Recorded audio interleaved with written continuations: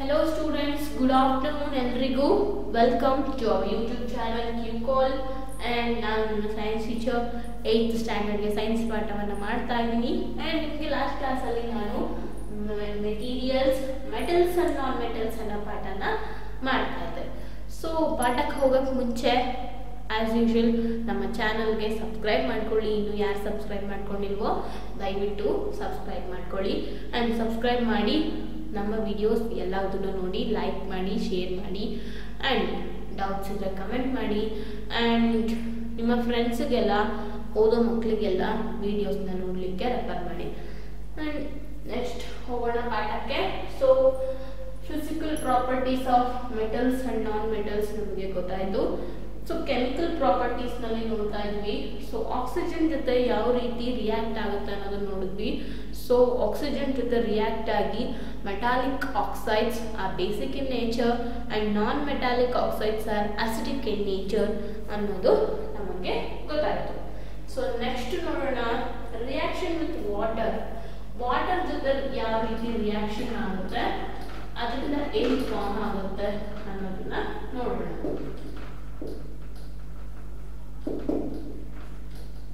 So reaction with water.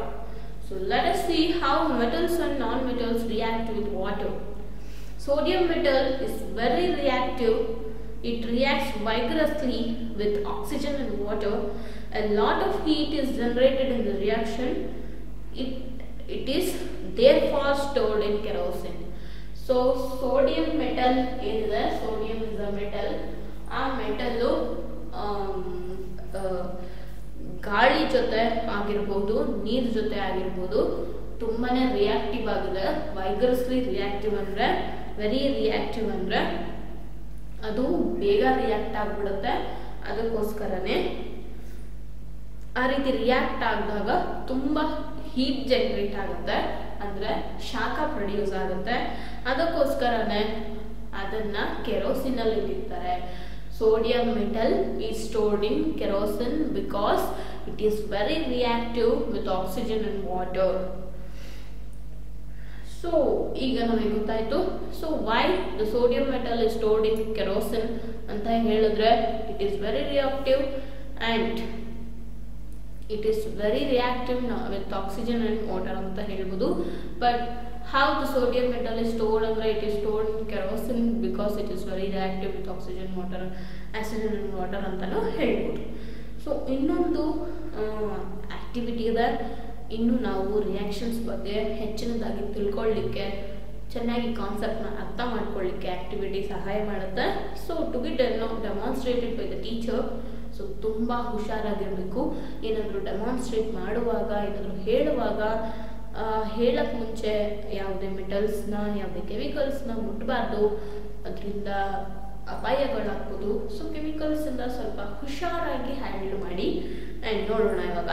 So during demonstration special care should be taken that the size of the sodium metal piece is ರಫ್ಲಿ the size of a wheat grain. It should be held with a pair of tongs. Tongs ಅಂತ ಹೇಳ್ತೀವಿ. Just like ಈ ರೀತಿ ಇರುತ್ತೆ. And ಅದರ ಸಹಾಯದಿಂದ sodium ಮೆಟಲ್ನ ಹಿಡಿಬೇಕು. ಕೈಯಲ್ಲಿ ಮುಟ್ಟಕ್ಕೆ ಹೋಗ್ಬಾರ್ದು. ಸೊ ಕೆಲವೊಂದು ಹೈಲಿ ರಿಯಾಕ್ಟಿವ್ ಅಲ್ವಾ, ಅದರಿಂದ ಕೈಲಿ ಮುಟ್ಟಕ್ಕೆ ಹೋಗ್ಬಾರ್ದು. ಲೈಕ್ ಸೋಡಿಯಂ ಮೆಟಲ್ನ ಮುಟ್ಬಾರ್ದು. ಟಾಂಗ್ಸ್ ಅಂತ ಇರುತ್ತೆ, ಈ ರೀತಿ ಇರುತ್ತೆ. ಆ ಟಾಂಗ್ಸ್ ಅಂತ ತಗೊಳ್ಬೇಕು. ಆ್ಯಂಡ್ ಎಷ್ಟು ಸೋಡಿಯಂ ಮೆಟಲ್ನ ತಗೊಳ್ಬೇಕು ಅಂದರೆ ಒಂದು ಗೋಧಿ ಕಾಳಿನಷ್ಟು ಚಿಕ್ಕ ಸೋಡಿಯಂ ಮೆಟಲ್ನ ತಗೊಳ್ಬೇಕು. ಎಷ್ಟು ಚಿಕ್ಕ ತಗೊಳ್ಬೇಕು ಅಂದರೆ ಒಂದು ಗೋಧಿ ಕಾಳಿನಷ್ಟು ಗಾತ್ರದ ಸೋಡಿಯಂ ಮೆಟಲ್ನ ತಗೊಳ್ಬೇಕು. ಆ್ಯಂಡ್ ತಗೊಂಡು ಯಾವ ರೀತಿ ಮಾಡಬೇಕು ಅನ್ನೋದನ್ನ ನೋಡೋಣ. So take a 250 ml beaker, glass tumbler, fill half of it with water. Now carefully cut a small piece of sodium metal, dry it using a filter paper and wrap it in a small piece of cotton. Put the sodium piece wrapped in cotton into the beaker. Observe carefully. During observation, keep away from the beaker. So ಏನಾಗುತ್ತೆ ಅಂತ ಹೇಳಿದ್ರೆ first ಸಣ್ಣದು wheat green ಅಷ್ಟು ಅಂತ ಹೇಳಿದ್ದೀನಿ, ಹೆಚ್ಚಾಗಿ ತಗೊಳ್ಳೋದಿಲ್ಲ. ಒಂದು 250 ml ಬೀಕರ್. ಆ ಬೀಕರಲ್ಲಿ ನೀರು ತುಂಬಿಸ್ಬೇಕು, ಅರ್ಧ ನೀರು ತುಂಬಿಸಿ ಅದಕ್ಕೆ ಒಂದು ಸಣ್ಣ ಸೋಡಿಯಂ ಮೆಟಲ್ ತಗೊಂಡು ಫಿಲ್ಟರ್ ಪೇಪರಲ್ಲಿ ಡ್ರೈ ಮಾಡಿ ಸಣ್ಣ ಕಾಟನ್ ಬಾಲಲ್ಲಿ ಅದನ್ನು ರೌಂಡ್ ಮಾಡಿಬಿಟ್ಟು ನೀರೊಳಗಡೆ ಹಾಕಬೇಕು. ಸೊ ನೀರೊಳಗಡೆ ಹಾಕಿ ದೂರ ಹೋಗಿ ದೂರದಿಂದ ಅದನ್ನು ಅಬ್ಸಾರ್ಬ್ ಮಾಡಬೇಕು ಏನಾಗುತ್ತೆ ಅಂತ. ಸೊ ಏನಾಗುತ್ತೆ ಅಂತ ಹೇಳಿದ್ರೆ ನೋಡಿ, ಈ ರೀತಿ ಗ್ಲಾಸ್ ಬಲ್ಬ್ ಬ್ಲೋ ಆಗ್ತಾ ಇರೋ ಥರ ಕಾಣಿಸ್ಲಿಕ್ಕೆ ಶುರುವಾಗುತ್ತೆ. ಸೊ ಬಲ್ಬ್ ಬ್ಲೋ ಆಗ್ತಾ ಇರೋ ಥರ ಕಾಣಿಸ್ಲಿಕ್ಕೆ ಶುರುವಾಗುತ್ತೆ ಆ್ಯಂಡ್ ಎಲ್ಲ ರಿಯಾಕ್ಷನ್ ಎಲ್ಲ ಸ್ಟಾಪ್ ಆಗಿ ಅದು ಕೂಲ್ ಆದಮೇಲೆ ನಾವು ಹೋಗಿ ಅದನ್ನು ಮುಟ್ಟಿದ್ರೆ ಅದು ಬಿಸಿ ಆಗಿರುತ್ತೆ, ಮುಟ್ಟಕ್ಕಾಗಲ್ಲ. So when the reaction stops, test the beaker. What do you feel? Has the beaker become hot? Yes. So test the solution with red and blue litmus paper. Is the solution acidic or basic? So sodium ಅನ್ನೋದು metal. So sodium moisture ಜೊತೆ react ಆದಾಗ highly reactive ಅಂತ ಹೇಳಿದೆ. So ಕೆರೋಸಿನಲ್ಲಿ ಅದು react ಆಗಲ್ಲ, ಅದಕ್ಕೆ ಕೆರೋಸಿನಲ್ಲಿ ಇರ್ತಾರೆ ಅನ್ನೋದನ್ನು ಹೇಳಿದೆ. ಸೊ ಸೋಡಿಯಂ ಆಕ್ಸೈಡ್ ಪ್ರೊಡ್ಯೂಸ್ ಆಗಿದ್ರೆ ಏನಾಗಿರುತ್ತೆ, ಮೆಟಾಲಿಕ್ ಆಕ್ಸೈಡ್ಸ್ ಬೇಸಿಕ್ ಆಗಿರುತ್ತೆ ಅನ್ನೋದು ನಮ್ಗೆ ಆಲ್ರೆಡಿ ಗೊತ್ತು. ಬಟ್ ಇದನ್ನು ವಾಟರಲ್ಲಿ ಬರ್ನ್ ಆದಮೇಲೆ ಈ ಸಲ್ಯೂಷನ್ನ ಟೆಸ್ಟ್ ಮಾಡಿದ್ರೆ ಆಸಿಡಿಕ್ ಬರುತ್ತಾ ಬೇಸಿಕ್ ಬರುತ್ತಾ ಅನ್ನೋದನ್ನ ನಾವು ಚೆಕ್ ಮಾಡಬೇಕು. ಸೊ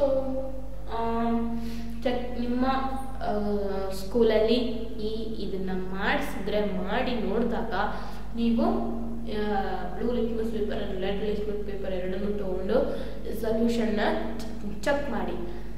ಚೆಕ್ ಮಾಡಿಬಿಟ್ಟು ಅದು ಬೇಸಿಕಾ ಅಸಿಡಿಕಾ ಅನ್ನೋದನ್ನ ಕಮೆಂಟ್ಸಲ್ಲಿ ಹೇಳಿ. And you observe that sodium reacts vigorously with water. Some other metals do not do so. Example, iron reacts with water slowly. Generally, non-metals do not react with water through they may be very reactive with air.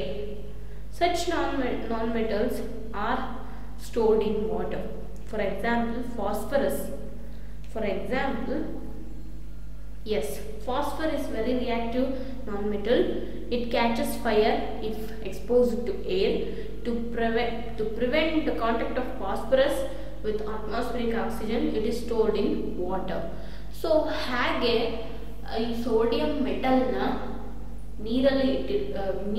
ನೀರಲ್ಲಿ highly reactive ಅಂತ ಕೆರೋಸಿನಲ್ಲಿ ಇಟ್ಟಿರ್ತಾರೋ ಅದೇ ಥರ phosphorus ಅನ್ನುವಂಥ ನಾನ್ metal ತುಂಬ reactive. ಫಾಸ್ಫರಸ್ನ ಗಾಳಿಗೆ ತೋರಿಸಿದ್ರೇ ಅದು ಬೆಂಕಿ ಹತ್ಕೊಳ್ಳುತ್ತೆ.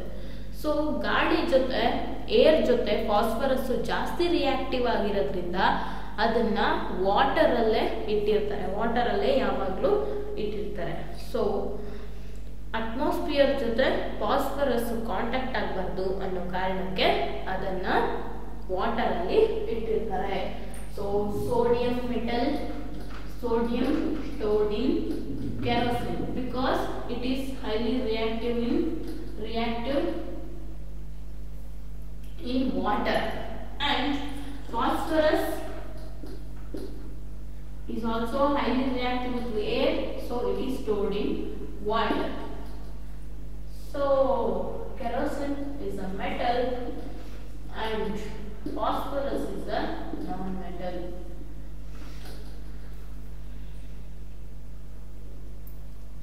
So sodium ಮಾತ್ರನೇ ನೀರಿನ ಜೊತೆ ವೈಗರಸ್ ಆಗಿ ರಿಯಾಕ್ಟ್ ಮಾಡುತ್ತೆ. ಬಟ್ ಎಲ್ಲ ಮೆಟಲ್ಸು ನೀರಿನ ಜೊತೆ ಅದೇ ಥರ ರಿಯಾಕ್ಟ್ ಮಾಡೋದಿಲ್ಲ. ಆ್ಯಂಡ್ ಐರನ್ ಏನಾದರೂ ನೀರಿಗೆ ಹಾಕಿದ್ರೆ ಏನಾಗುತ್ತೆ, ಅದು ರಸ್ಟ್ ಹಿಡಿಲಿಕ್ಕೆ ತುಂಬ ಟೈಮ್ ತಗೊಳುತ್ತೆ ಅಲ್ವಾ. ಸೊ ಒಂದು ಐರನ್ ನೀರಿಗೆ ಹಾಕಿಟ್ರೆ ಅದು ರಸ್ಟ್ ಹಿಡಿಲಿಕ್ಕೆ ತುಂಬ ಟೈಮ್ ಬೇಕು. ಬಟ್ ಸೋಡಿಯಂ ಮಾತ್ರ ನೀರಿನ ಜೊತೆ ಹೈಲಿ ರಿಯಾಕ್ಟಿವ್, ಅದಕ್ಕೋಸ್ಕರನೇ ಅದನ್ನು ಕೆರೋಸಿನಲ್ಲಿ ಸ್ಟೋರ್ ಮಾಡಿರ್ತಾರೆ. ಆ್ಯಂಡ್ ಜನರಲಿ ನಾನ್ ಮೆಟಲ್ಸು ಸಹ ವಾಟರ್ ಜೊತೆ ಏನೂ ರಿಯಾಕ್ಟ್ ಮಾಡೋದಿಲ್ಲ. Non metals do not react water, but they are very reactive with air. So ಅವು ನೀರಲ್ಲಿ ಏನೂ ರಿಯಾಕ್ಟ್ ಮಾಡಲಿಲ್ಲ ಅಂದ್ರೂ ಗಾಳಿಗೆ ಅದು ಜಾಸ್ತಿ ರಿಯಾಕ್ಟಿವ್ ಆಗಿ ಇರುತ್ತೆ. ಸೊ ಅದಕ್ಕೋಸ್ಕರ ಗಾಳಿಗೆ ಬಿಡ್ತಾರೆ, ಅದನ್ನು ಗಾಳಿಗೆ ತೋರಿಸ್ತಾರೆ, ಅದನ್ನು ನೀರಿನಲ್ಲಿ ಸ್ಟೋರ್ ಮಾಡಿ ಇಟ್ಟಿರ್ತಾರೆ. ಸೊ ಫಾರ್ ಎಕ್ಸಾಂಪಲ್ ಫಾಸ್ಫರಸ್ನ ನೀರಲ್ಲಿ ಸ್ಟೋರ್ ಮಾಡಿ ಇಟ್ಟಿರ್ತಾರೆ. ಬಿಕಾಸ್ ಫಾಸ್ಫರಸ್ನ ಗಾಳಿಗೆ ತಂದರೆ ಅದು ಬೆಂಕಿ ಹೊತ್ಕೊಡುತ್ತೆ. ಆ್ಯಂಡ್ ಅದಕ್ಕೋಸ್ಕರನೇ ಗಾಳಿಗೆ ತರದೇ ನೀರಲ್ಲೇ ಅದನ್ನು ಸ್ಟೋರ್ ಮಾಡಿ ಇಟ್ಟಿರ್ತಾರೆ. ಆ್ಯಂಡ್ ಈಗ ನಮಗೆ ಗೊತ್ತಾಯಿತು ನೀರಿನ ಜೊತೆ ಮೆಟಲ್ಸು ನಾನ್ ಮೆಟಲ್ಸು ಯಾವ ರೀತಿ ರಿಯಾಕ್ಟ್ ಮಾಡುತ್ತೆ ಅಂತ. ಸೊ ಓನ್ಲಿ ಸೋಡಿಯಂ ಮೆಟಲ್ ಮಾತ್ರ ವಾಟರ್ ಜೊತೆ ವೈಗರಸ್ ಆಗಿ ರಿಯಾಕ್ಟ್ ಮಾಡುತ್ತೆ. ಬಟ್ ಅದರ್ ಮೆಟಲ್ಸು ಇದೇ ಥರ ವೈಗರಸ್ ಆಗಿ ರಿಯಾಕ್ಟ್ ಮಾಡಲ್ಲ, ಸ್ಲೋಲಿ ರಿಯಾಕ್ಟ್ ಮಾಡುತ್ತೆ. ನಾನ್ ಮೆಟಲ್ಸು ಆಲ್ಮೋಸ್ಟ್ ವಾಟರ್ ಜೊತೆ ಏನು ರಿಯಾಕ್ಟ್ ಮಾಡಲ್ಲ, ಬಟ್ ಅವು ಏರ್ ಜೊತೆ ಜಾಸ್ತಿ ರಿಯಾಕ್ಟಿವ್ ಆಗಿರುತ್ತೆ. ಅದಕ್ಕೋಸ್ಕರ ಫಾಸ್ಫರಸ್ಸು ಏರಲ್ಲಿ ಜಾಸ್ತಿ ರಿಯಾಕ್ಟಿವ್ ಆಗಿರೋದ್ರಿಂದ ಅದನ್ನ ವಾಟರ್ ಅಲ್ಲಿ ಸ್ಟೋರ್ ಮಾಡಿರ್ತಾರೆ. So next reaction with acids. Let us see how metals and non-metals react with acids.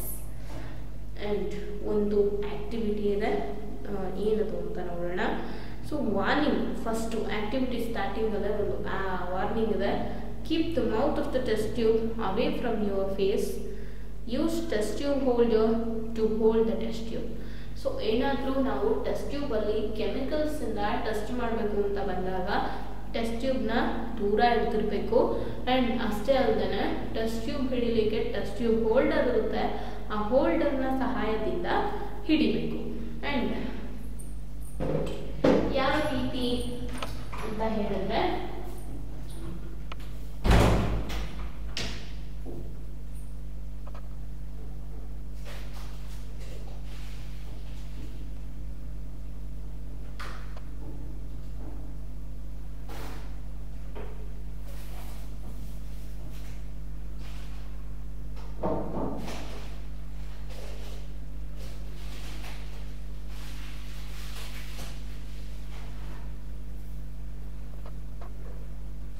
So ನಾನು ನಿಮಗೆ ಹೇಳ್ತೀನಿ. ಟೆಸ್ಟ್ ಟ್ಯೂಬ್ ಈ ರೀತಿ ಇರುತ್ತೆ. ಸೊ ಟೆಸ್ಟ್ ಟ್ಯೂಬ್ನ ಫೇಸ್ ಹತ್ರ ಇಡುತ್ತೆ. ರಿಯಾಕ್ಷನ್ ಆದಾಗ ಫೇಸ್ಗೆ ಕಣ್ಣಿಗೆ ಫೇಸ್ಗೆ ಹಾರ್ಮ್ ಆಗುವಂಥ ಸಾಧ್ಯತೆಗಳಿರುತ್ತೆ. ಸೊ ಟೆಸ್ಟ್ ಟ್ಯೂಬ್ನ ದೂರ ಇಡ್ಬಿರ್ಬೇಕು. ಆ್ಯಂಡ್ ಟೆಸ್ಟ್ ಟ್ಯೂಬ್ನ ಹಿಡಿಲಿಕ್ಕೆ ಅಂತಾನೆ ಒಂದು ಹೋಲ್ಡರ್ ಇರುತ್ತೆ ಈ ಥರ. ಆ ಹೋಲ್ಡರ್ನ ಸಹಾಯದಿಂದ ಟೆಸ್ಟ್ ಟ್ಯೂಬ್ನ ಹಿಡಿಬೇಕು. ಸೊ ಈಗ ನೋಡೋಣ. Take samples of metals and non metals. So ಇಲ್ಲೇ ಹಲವಾರು ಮೆಟಲ್ಸ್ ಆ್ಯಂಡ್ ನಾನ್ ಮೆಟಲ್ಸ್ನ ಕೊಟ್ಟಿದ್ದಾರೆ. ಸೊ ಅದನ್ನು ತಗೊಳ್ಬೇಕು. So copper wire, iron fillings and iron powder ಥರ ಸಿಗುತ್ತೆ ಅದು. ಆ್ಯಂಡ್ ಅಲ್ಯೂಮಿನಿಯಂ ಫಾಯಿಲ್, ಲೈಕ್ ಏನಾದರೂ ಫುಡ್ ಬಂದರೆ ಅದರಲ್ಲಿ ಅಲ್ಯೂಮಿನಿಯಂ ಫಾಯಿಲ್ ಇರುತ್ತೆ. And magnesium ribbon and charcoal powder and sulphur powder. ಇದೆಲ್ಲ ನಾವು ಮೆಟಲ್ಸ್ ಆ್ಯಂಡ್ ನಾನ್ ಮೆಟಲ್ಸ್ ತಗೊಂಡು ಸೊ ಎಲ್ಲದನ್ನು ಸಪ್ರೇಟ್ ಟೆಸ್ಟ್ ಟ್ಯೂಬ್ಸಲ್ಲಿ, ಅಂದರೆ 5 ಸ್ಯಾಂಪಲ್ ಇದೆ, 5 ಸ್ಯಾಂಪಲ್ನು 5 ಟೆಸ್ಟ್ ಟ್ಯೂಬಲ್ಲಿ ಟೆಸ್ಟ್ ಮಾಡಬೇಕು. ಸೊ 5 ಟೆಸ್ಟ್ ಟ್ಯೂಬ್ಗೂ ಹಾಕಿ ABCDE ಅಂತ 5ಕ್ಕೂ ನೇಮ್ ಮಾಡಬೇಕು. And with the help of dropper add 5 ml of dilute hydrochloric acid. So first ನಾನು ಹೇಳಿದೆ ಟೆಸ್ಟ್ ಟ್ಯೂಬ್ನ ಯಾವ ರೀತಿ ಹ್ಯಾಂಡಲ್ ಮಾಡಬೇಕು ಅಂತ. ಆ್ಯಂಡ್ ಈಗ ನೋಡೋಣ ಯಾವ ರೀತಿ ಟೆಸ್ಟ್ ಮಾಡೋದು ಅಂತ. ಸೊ ಹಲವಾರು ಟೆಸ್ಟ್ ಟ್ಯೂಬ್ಸ್ ಅನ್ನು ತಗೊಳ್ಬೇಕು. ಈ ರೀತಿ ಇರುತ್ತೆ ಟೆಸ್ಟ್ ಟ್ಯೂಬ್ಸ್. ಸೊ 2, 3, 4, 5, 6 ಸ್ಯಾಂಪಲ್ಸ್ ಇದೆ.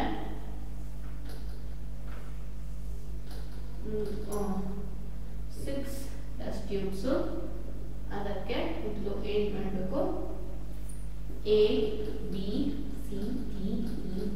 ಅಂತ ನೇಮಿಂಗ್ ಮಾಡಬೇಕು. ನೇಮಿಂಗ್ ಮಾಡಿ ಎಲ್ಲದಕ್ಕೂ ಡ್ರಾಪರ್ ಸಹಾಯದಿಂದ 5 ml of dilute hydrochloric acid ಹಾಕಬೇಕು. 5 ml of dilute hydrochloric acid.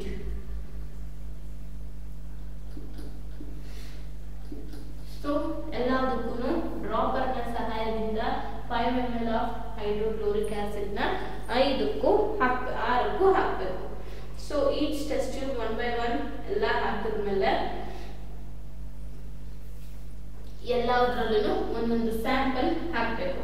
So sample hockey reaction ಏನಾಗ್ತದೆ ಅನ್ನೋದನ್ನ ಅಬ್ಸರ್ವ್ ಮಾಡಬೇಕು. So observe the reactions carefully. If no reaction occurs in a cold solution, warm the test tube gently. So bring a burning matchstick near the mouth of each test tube. So repeat the same activity using dilute sulfuric acid instead of dilute hydrochloric acid. So ಈಗ first 6 test tubes ಇದೆ. 6 test ಟ್ಯೂಬ್ಗೂ ಒಂದೊಂದು ಸ್ಯಾಂಪಲ್ನ 6 ಸ್ಯಾಂಪಲ್ನ ಹಾಕಬೇಕು. ಸ್ವಲ್ಪ ಹಾಕಿ ಎಲ್ಲ test ಟ್ಯೂಬ್ಗೂ ಡ್ರಾಪರ್ನ ಸಹಾಯದಿಂದ 5 ml of dilute hydrochloric acid ಹಾಕಬೇಕು.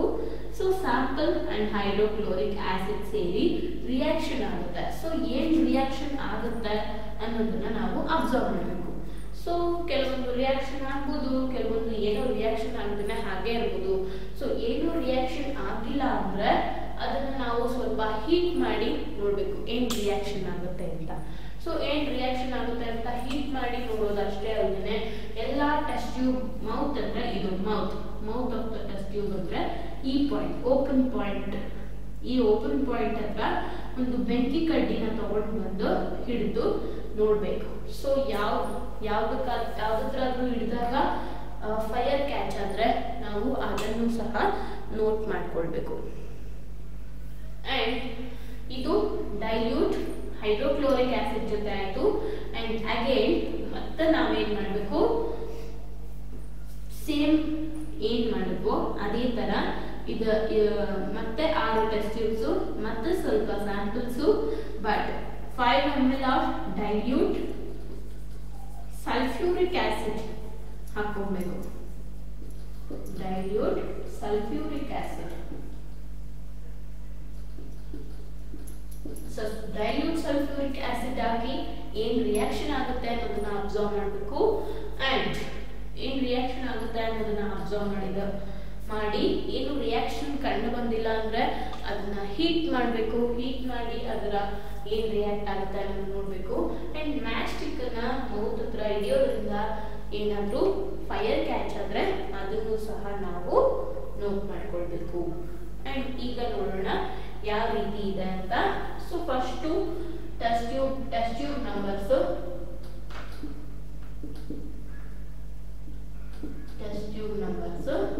A, B, C, D, E, F. So ನಾವು 6 test tube ಅನ್ನ ಇಟ್ಕೊಂಡಿದೀವಿ. ಅದಕ್ಕೆಲ್ಲ A, B, C, D, F ಅಂತ ನೀವು ಮಾಡಿದ್ವಿ, ಅದನ್ನ ಬರ್ಕೊಳ್ಬೇಕು. ಆ ನಂತರ ನೆಕ್ಸ್ಟ್ ನಾವು ಯಾವ ಮೆಟಲ್ ಅಥವಾ ನಾನ್ ಮೆಟಲ್ ನ ಹಾಕಿದೀವಿ ಅನ್ನೋದನ್ನ ಬರೀಬೇಕು. ಸೊ A ಗೆ ನಾವು ಹಾಕ್ತೀವಿ ಮೆಗ್ನೀಷಿಯಂ ರಿಬ್ಬನ್ ಹಾಕಿರ್ತೀವಿ, ಮೆಗ್ನೀಷಿಯಂ ರಿಬ್ಬನ್ ಹಾಕಿದೀವಿ ಅನ್ನೋದನ್ನ ಬರೀಬೇಕು. ಅಂಡ್ ಅದೇ ತರ ಬಿ ನಲ್ಲಿ ಏನಿದೆ, ಸಿ ನಲ್ಲಿ ಏನಿದೆ ಅನ್ನೋದನ್ನೆಲ್ಲ ಬರೀತಾ ಹೋಗ್ಬೇಕು. ಸೊ ಬಿ ನಲ್ಲಿ ಅಲ್ಯೂಮಿನಿಯಂ ಫಾಯಿಲ್, ಅಂಡ್ ಸಿ ನಲ್ಲಿ ಐರನ್ ಫಿಲ್ಲಿಂಗ್ಸ್, ಅಂಡ್ ಡಿ ನಲ್ಲಿ ಕಾಪರ್ ವೈರ್, and E ನಲ್ಲಿ ಚಾರ್ಕೋಲ್ ಪೌಡರ್, and F ನಲ್ಲಿ ಸಲ್ಫರ್ ಪೌಡರ್. and ಇಷ್ಟಾದ್ಮೇಲೆ ನೆಕ್ಸ್ಟ್ ಏನಾಗುತ್ತೆ ಅಂತ ನೋಡ್ಬೇಕು. Reaction with dilute hydrochloric acid. Dilute hydrochloric acid ಜೊತೆ ಯಾವ ರೀತಿ ರಿಯಾಕ್ಟ್ ಆಗಿದೆ ಅಂತ ನೋಡ್ಬೇಕು. ಸೊ ಅದರಲ್ಲಿ ನಾವು ಕೋಲ್ಡ್ ಆಗಿ ನೋಡಿರ್ತೀವಿ ಅಂಡ್ ನಂತರ ವಾರ್ಮ್ ಮಾಡಿಬಿಟ್ಟು ನೋಡಿರ್ತೀವಿ, ಅದನ್ನು ಸಹ ನಾವು ನೋಟ್ ಮಾಡ್ಕೊಳ್ಬೇಕು. ಯಾವ ರೀತಿ ಏನು ಅನ್ನೋದನ್ನ ನಾನು ಹೇಳ್ತೀನಿ.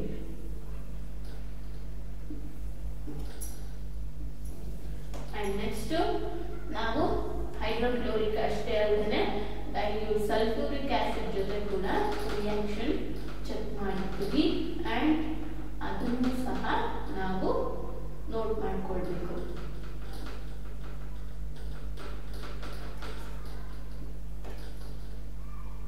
ಇದು ಸಹ ಕೋಲ್ಡ್ ಅಂಡ್ ವಾರ್ಮ್ ಎರಡನ್ನೂ ಸಹ ಚೆಕ್ ಮಾಡಿರ್ತೀವಿ. ಸೊ ನಾವು ಏನ್ ರಿಯಾಕ್ಷನ್ ಆಗತ್ತೆ ಅನ್ನೋದನ್ನ ಬರೀಬೇಕು. ಸೊ ಮೆಗ್ನೀಷಿಯಂ ರಿಬ್ಬನ್ಗೆ ಡೈಲ್ಯೂಟ್ ಹೈಡ್ರೋಕ್ಲೋರಿಕ್ ಆಸಿಡ್ ಕೋಲ್ಡ್ ಆಗಿದ್ರೆ ರಿಯಾಕ್ಟ್ ಆಗುತ್ತಾ? Yes. And mastic catch fire ಆಗುತ್ತಾ? ಫೈರ್ ಅಂತ ಬರ್ಬಿಡಿ. ಸೊ ವಾರ್ಮ್ ಮಾಡಿದ್ಮೇಲೆ ಮ್ಯಾಸ್ಟಿಕ್ ಹೇಳಿದ್ರೆ ಫೈರ್ ಕ್ಯಾಚ್ ಆಯ್ತಾ? ಅದನ್ನ ಬರ್ಕೊಳ್ಳಿ. ಅಂಡ್ ಈ ರೀತಿ ನಿಮ್ಮ ಸ್ಕೂಲ್ನಲ್ಲಿ ನೀವು ಈ ಆಕ್ಟಿವಿಟಿನ ಮಾಡಿ ಈ ಕಾಲಮ್ನೆಲ್ಲ ಫಿಲ್ ಮಾಡಿ ಅಂಡ್ ಅದರಿಂದ ನಿಮಗೆ ಏನು ರಿಯಾಕ್ಷನ್ಸ್ ಆಗುತ್ತೆ ಅನ್ನೋದು ಈಸಿಯಾಗಿ ಅರ್ಥ ಆಗುತ್ತೆ. ಸೊ ಆಸಿಡ್ಸ್ ಜೊತೆ ಯಾವ ರೀತಿ ರಿಯಾಕ್ಷನ್ಸ್ ಆಗುತ್ತೆ ಅನ್ನೋದು ಗೊತ್ತಾಗುತ್ತೆ. So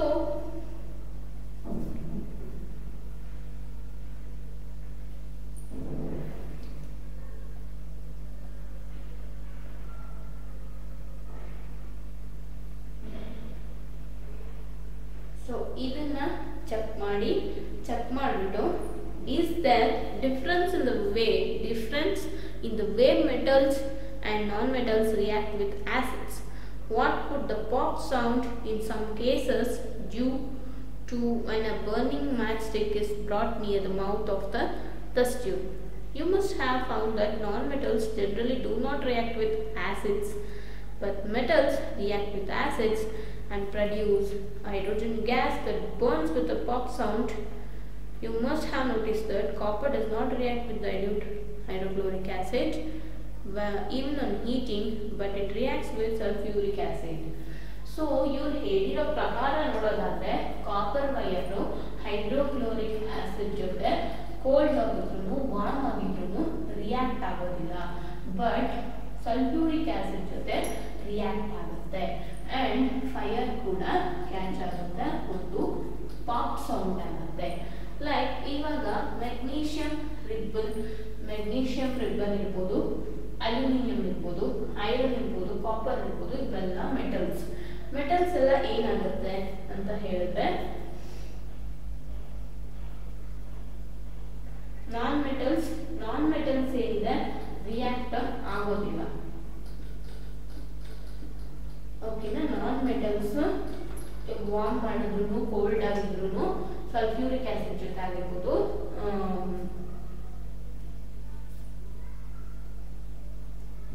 you must have found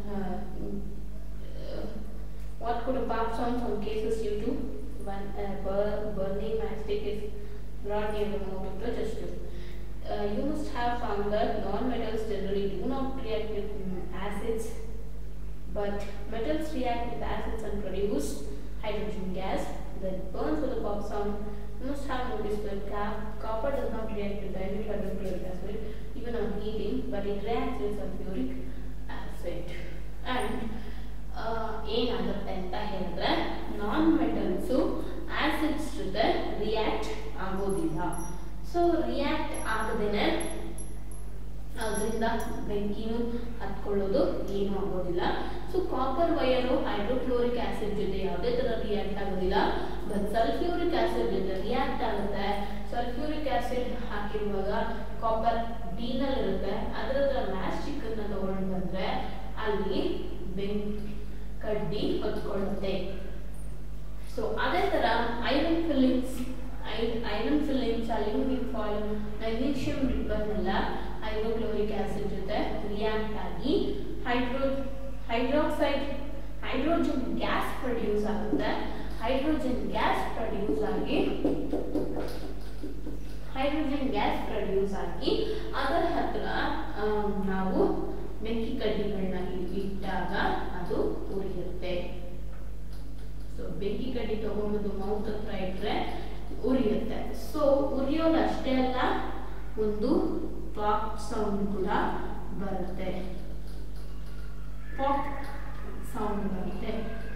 so pop sound ಬಂದು ಅದು ಬರ್ನ್ ಆಗುತ್ತೆ. ಮೌತ್ ಹತ್ರ, ಅಂದ್ರೆ ಇದರ ಮೌತ್ ಹತ್ರ ಬಂದು ಮ್ಯಾಚ್ ಸ್ಟಿಕ್ ಅನ್ನ ಹಿಡಿದ್ರೆ ಅದು ಹತ್ಕೊಂಡು ಉರಿಯುತ್ತೆ.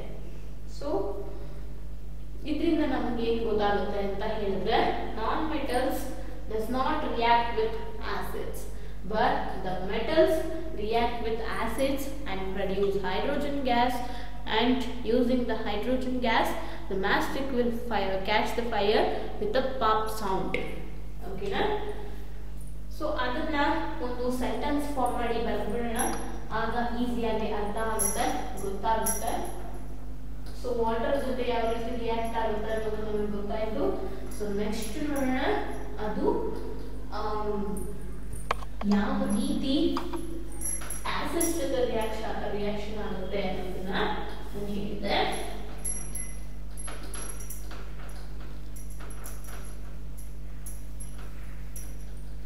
So non-metals do not react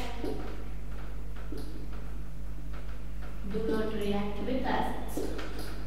So simple, non-metals acids jothe react agalla, but metals react with acids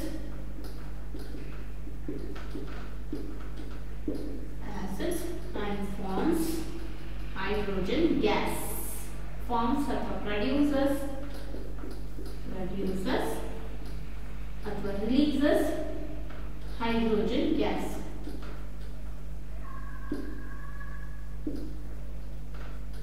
So hence matchstick catches fire,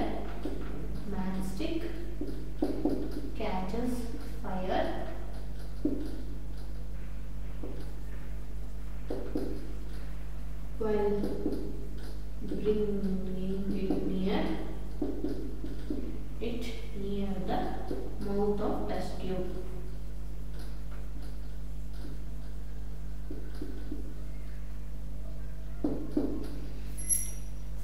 So ನಮಗೆ ಗೊತ್ತಾಯಿತು, non metals do not react with acids, but metal react with acids and produces hydrogen gas. Hence matchstick catches fire while bringing it near the mouth of the test tube with a pop sound. ಒಂದು pop ಅಂತ sound ಬರುತ್ತೆ, ಆ sound ಜೊತೆಗೆ ಮ್ಯಾಚ್ಸ್ಟಿಕ್ ಹತ್ಕೊಳ್ಳುತ್ತೆ. And ಬರೀ copper ಏನಾಗುತ್ತೆ ಅಂದ್ರೆ, copper does not react with dilute hydrochloric acid, but it reacts with sulfuric acid, dilute sulfuric acid. So ಇದರಿಂದ ನಮಗೆ ಗೊತ್ತಾಗುತ್ತೆ ಆಸಿಡ್ಸ್ ಜೊತೆ